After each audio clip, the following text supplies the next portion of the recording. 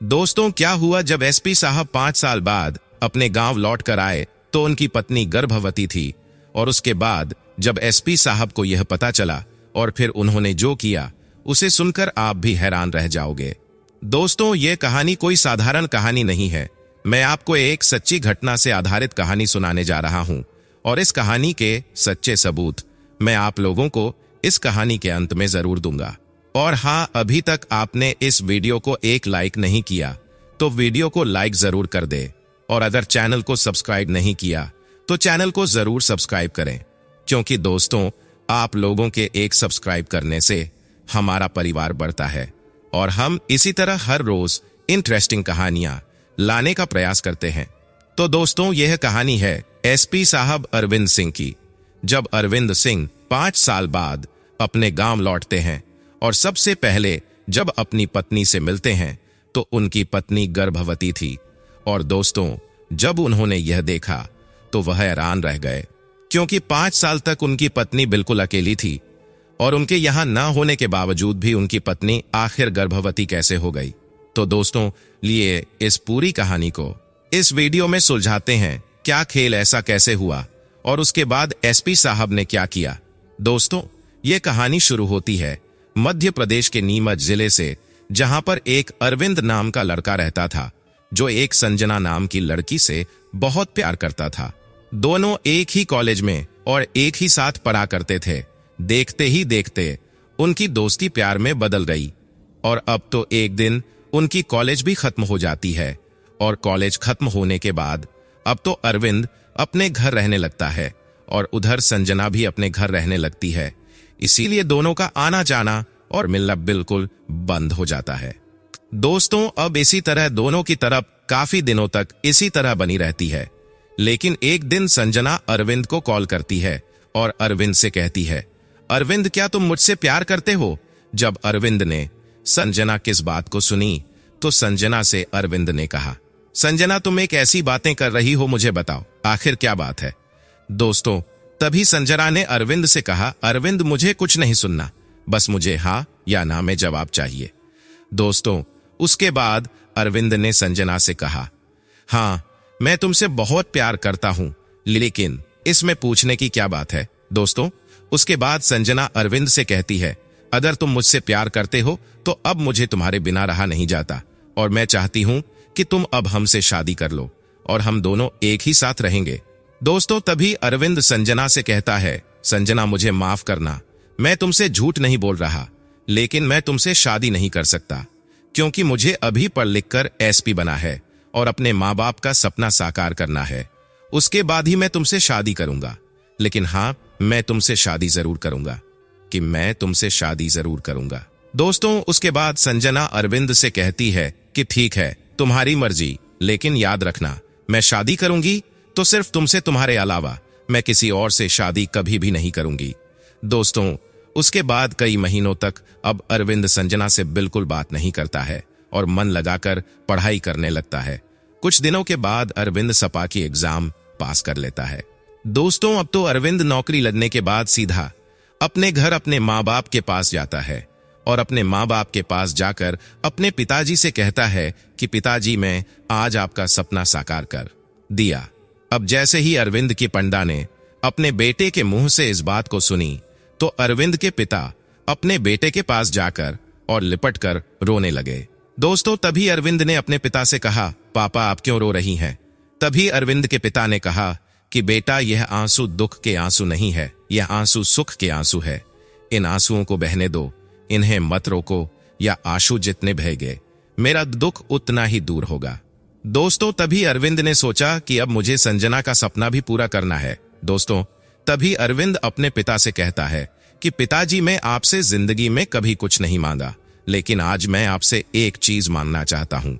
पिताजी, मैं एक संजना नाम की लड़की से प्यार करता हूँ और मैं उससे शादी भी करना चाहता हूँ, और वह भी मेरे बिना बिल्कुल नहीं, कि शक्ति और किसी से शादी भी नहीं कर सकती। दोस्तों, अब जैसे ही अरविंद के पिता ने अपने बेटे के मुंह से इस बात को सुना तो अरविंद के पिता ने अरविंद से कहा, बेटा, तुम्हारी बात ठीक है, लेकिन अगर हम तुम्हारा और तुम्हारी पत्नी का विवाह एक प्रेम विवाह करवाएंगे तो इससे हमारे गांव में बदनामी हो जाएगी। दोस्तों, लेकिन फिर जैसे ही अरविंद के पिता ने अपने बेटे के मुंह की तरफ देखा तो उन्होंने अरविंद से कहा, लेकिन कोई बात नहीं, अगर इसी में तुम्हारी खुशी है तो हम तुम्हारी खुशी पूरी जरूर करेंगे। दोस्तों, उसके बाद अरविंद के पिता अपने बेटे अरविंद की शादी उसे संजना के साथ करवा देते हैं। अब तो एसपी बनने के बाद अरविंद सारे दिन बिजी रहता है, उसे बिल्कुल भी समय नहीं मिलता था। देखते ही देखे काफी साल बीत गए। अब तो अरविंद के जो माता पिता थे वह भी पूरी तरह से बूढ़े होकर स्वर्ग को प्राप्त हो गए थे। अब तो घर में केवल अरविंद और उसकी पत्नी संजना दोनों ही बचे थे। लेकिन रोज सुबह होते ही अरविंद बस खाना खाकर अपनी ड्यूटी के लिए निकल जाता था। उधर बेचारी संजना आप सारे दिन अपने घर में अकेली ही रहती थी। दोस्तों, देखते ही देखे काफी दिन बीत गए। अब एक दिन क्या होता है, अचानक अरविंद के घर एक पोस्टमैन लिफाफा लेकर आता है और आते ही संजना के हाथों में दे देता है और संजना से कहता है, यह लिफाफा एसपी साहब के लिए आया है, उन्हें जरूर दे देना। दोस्तों, उसके बाद में संजना उसे लिफाफे को एसपी साहब अरविंद सिंह को आते ही दे देती है और कहती हैं, पोस्टमैन ने खास तौर आपको देने के लिए कहा था, इसलिए लीजिए, इसे आप ही पढ़िए। दोस्तों, उसके बाद एसपी साहब अरविंद सिंह उसे लिफाफे को निकालकर जब पढ़ते हैं तो उसमें खुशी और दुख दोनों बातें थी। दोस्तों, तभी संजना जाकर एसपी साहब से कहती है, अब कुछ बोलो तो सही, आखिर इसमें क्या लिखा है। दोस्तों, तभी एसपी साहब अरविंद संजना से कहते हैं कि संजना, इसमें एक खुशी है और एक दुख है, तुम सबसे पहले कौन सी सुनना पसंद करोगी। दोस्तों, उसके बाद में संजना एसपी साहब से कहती है, मुझे सबसे पहले खुशी सुना दो, आखिर इसमें खुशी की बात क्या लिखी है। दोस्तों, तभी एसपी साहब अरविंद सिंह अपनी पत्नी से कहते हैं कि मेरी पोस्टिंग हो गई है।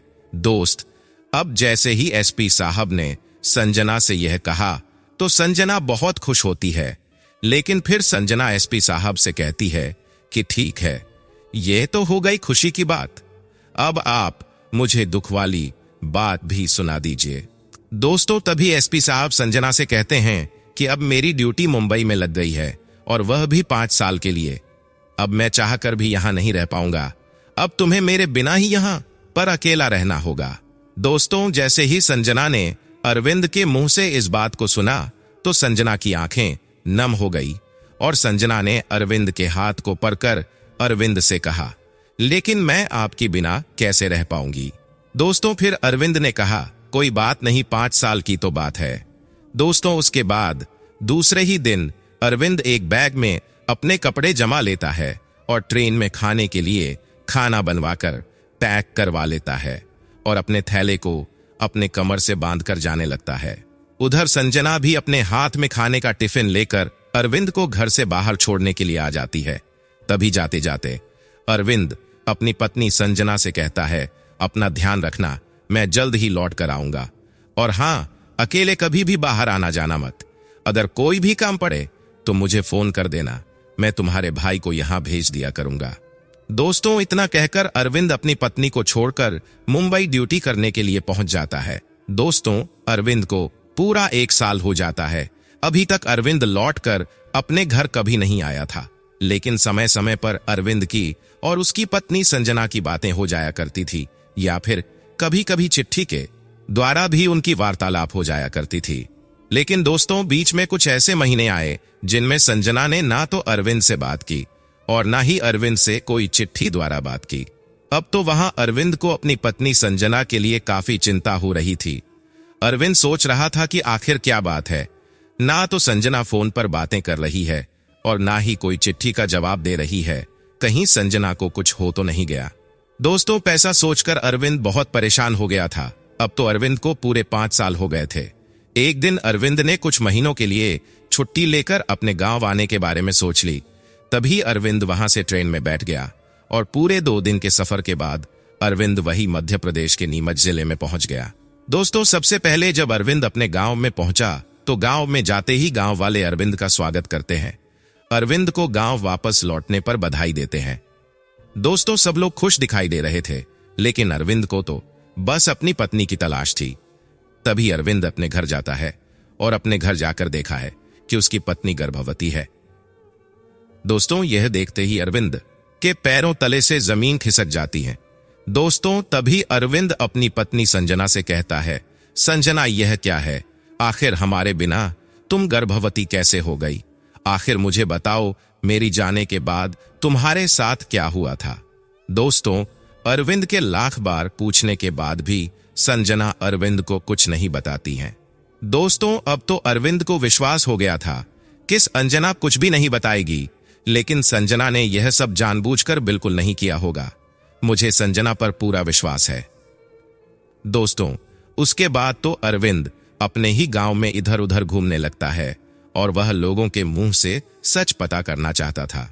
दोस्तों, तभी अरविंद एक दिन गांव के एक पंडित के पास जाता है और गांव के पंडित के पास जाकर गांव के पंडित से कहता है, पंडित जी, आपको तो सब कुछ बताई है मेरे साथ जो हुआ है। अब आप मुझे कृपा करके सच सच बताइए, आखिर बात क्या है? दोस्तों, तभी वह पंडित जी अरविंद से कहते हैं कि अरविंद, अगर तुम सब सुना ही चाहते हो तो जरा ध्यान से सुनो। तुम्हारी पत्नी के साथ जो भी हुआ है, यह उसने जानबूझकर नहीं किया।